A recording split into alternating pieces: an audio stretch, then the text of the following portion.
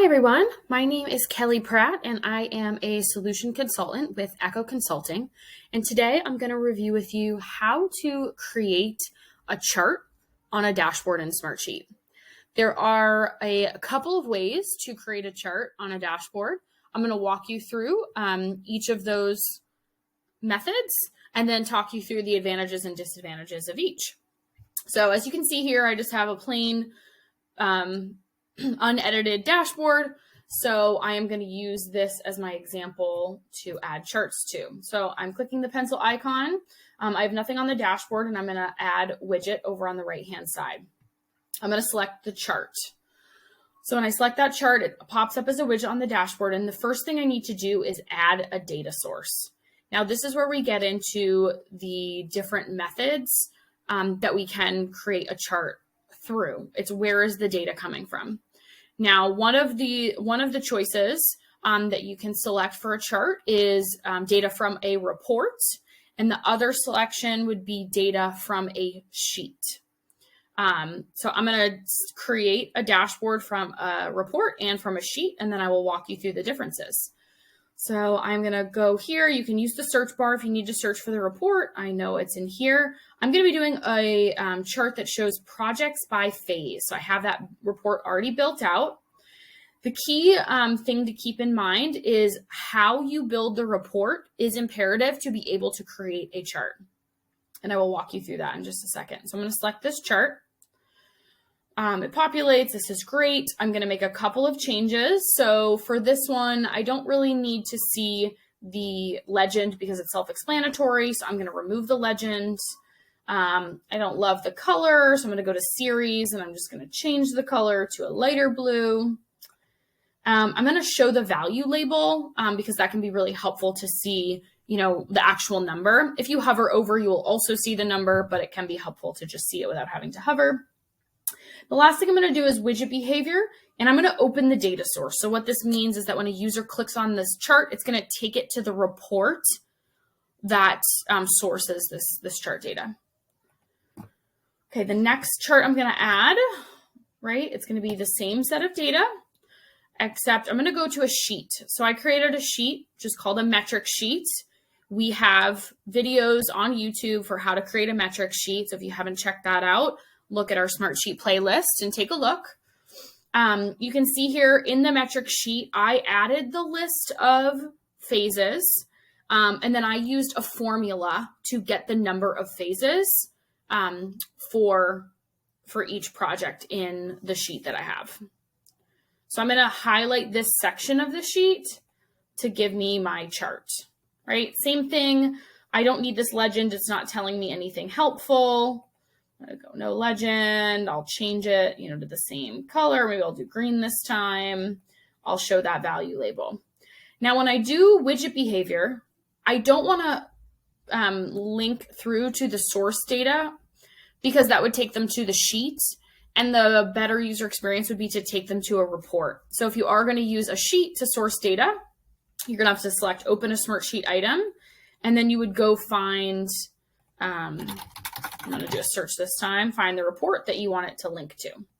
I also, in this case, have to change the title because it doesn't automatically know from the sheet content. So here I have two charts that are telling me projects by phase. So let's back up a little bit. The first thing I'm going to do here is show you where's the data coming from to begin with. What is the ultimate source of the data? And that is what, right now, what we have, it's called an intake sheet. So really it's just a list of projects. Oops. There it is, a list of projects with the core data for it. What's the name of the project? What's the name of the client? What is the phase they're in? What is the health of the project's owner? All of that information. So again, there's two ways we can get the data: by building a report that sources to this sheet, or by creating a metric sheet and using formulas to get the numbers. Now, if I go back here to the dashboard, I'm going to click into the chart that I selected report. If you're going to use a report to source a chart on your dashboard or to create a chart on your dashboard, you need to use the grouping function in a report and the summary function in a report. So you need to group by the data that you want to show in the chart, right? So in this example, we wanted to show phase, so this is grouped by phase. We also need to use the summary, the summarize part of the report for the chart to be able to pick up those numbers, the 2 in the build phase, the 2 in the close phase, the 3 in discovery. So this report has to be built in this format in order for it to create the chart. Now, the benefits of using a report to source a chart is it is very easy to use, user-friendly, don't have to be very technical for this solution. The other benefit is you would have less created assets, right? When you use a sheet, you have to have the sheet and the report to link through. In this case, you create one report, it's going to generate your chart, and it's going to link the user through to the backend data to show it in that report form. Some of the disadvantages of using a report is it shows in alphabetical order. So if you can see on the chart that I'm showing with the from the sheet, I'm able to show the phases in the order that I want them to show in because I typed them in that way. Here it's going to show automatically by alphabetical order. Now that can be rectified by if I was in the intake sheet and I added to my drop downs a 1 dash, 2 dash, 3 dash, and so on, that would take care of that disadvantage. But just be aware that you would have to have it set up that way in order for it to present on the chart in the order that you'd like. The other disadvantage is that if there is no data for that, it's not going to show in the report. So even if I had them ordered in the correct way, you can see there are no projects in the design phase. That will not show on the report because the data is not there, so it's not going to generate on the report. Now, that may be okay for certain use cases, but in other use cases, such as this one, I want to show that there are no projects in the design phase, that the design phase is a project phase, but there are no projects in that phase. So that would be another disadvantage. And the last disadvantage of using a report for a chart is that if there's no data at all, like if the filter options that you have for that report, it will show a little bit broken. It will say no data available on the chart on your dashboard. So sometimes it can raise questions from end users.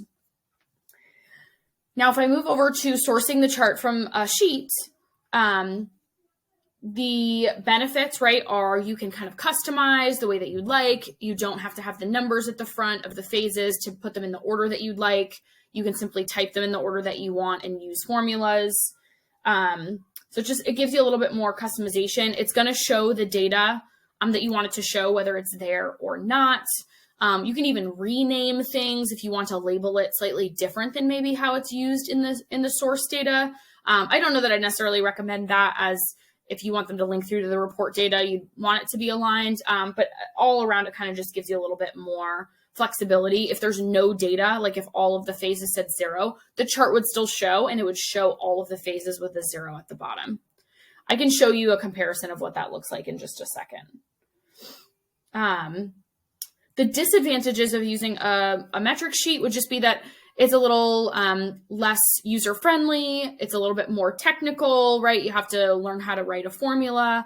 Again, we do have videos for this, so check out our YouTube channel if you're interested in exploring this area. But if you're looking for something that's more simplistic or easy to use, the report would be the way to go.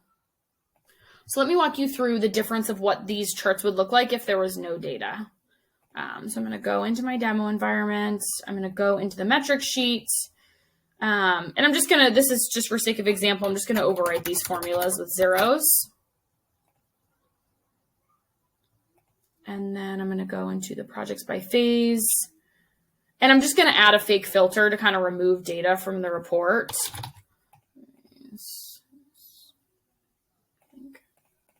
Right, this is going to make my report show nothing. So then if I refresh this dashboard, this is what the chart would look like if you're using a report, and this is what the chart would look like if you're using a metric sheet. So again, there's advantages and disadvantages to both and use cases for each. In the case of projects by phase, For me, I would likely use a metric sheet so that I can have it be in the order that I want with the labels that I'd like and show this way, even if there's no data. However, there are use case examples where a report will always make sense. For example, if you want a chart to show projects by project manager, you would need to use a report for that, or else in the metric sheet, you would have to keep up with updating the labels to include all of your contacts. So if I go into an example here and go into the metric sheet, let's just say I made this a contact column, right? So let's say Kelly, Caroline, and Barb, and I do formulas in here to the intake sheet to say how many projects we each have. But then Barb leaves our team and a new team member comes. I have to come into this metric sheet, remove one, take away the other. If that's small scale team, it may not be a big issue. However, for larger teams, larger organizations, that would become an issue. The way that you would do this with a report, right? So if I go to projects by phase, I'm just going to save this report as new because I already have the columns that I want. And I'm going to do projects by owner. So I think that's the title in the sheet. And now I'm going to group this report by owner instead of phase. And that gives me the format that I'm looking for. So I'm going to go back over to this portfolio dashboard. I'm going to edit. I'm going to go in and add a chart, select add data.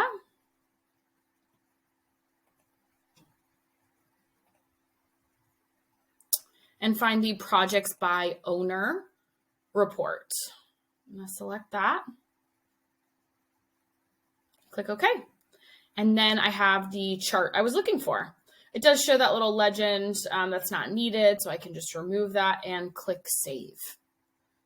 So there you have it. Those are the two different ways that you can add charts to a dashboard.